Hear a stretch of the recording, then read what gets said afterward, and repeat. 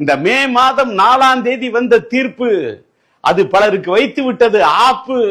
அவர்களுடைய கனவு கோட்டை தகர்ந்து விட்டது. அவர்களால் கனவா நிஜமா என்று நம்ப முடியவில்லை. அந்த அதிர்ச்சியில் இருந்து மீள முடியவில்லை. அவர்களுடைய துக்கம் தாழ முடியவில்லை. அதனால் தான் இப்பவே குறை சொல்ல ஆரம்பித்து விட்டார்கள். சொல்றவங்க சொல்லிக்கிட்டு தான் இருப்பாங்க. சொரைக்காயில இல்ல உப்பு, தொட்டது திட்டதில் எல்லாம் இருக்குங்குவாங்க. தப்பு என்னன்னா, விபூதி குங்குமம் எடுத்து கொடுத்தாதான் சாமியார்.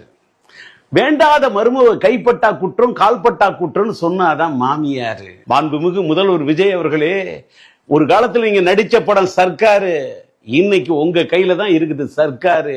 இன்னைக்கு உங்க ஆட்சி எப்படி நடக்குதுன்னு பார்த்துக்கிட்டு மேல சுத்திக்கிட்டே இருக்கிறாரு கழுகாரு.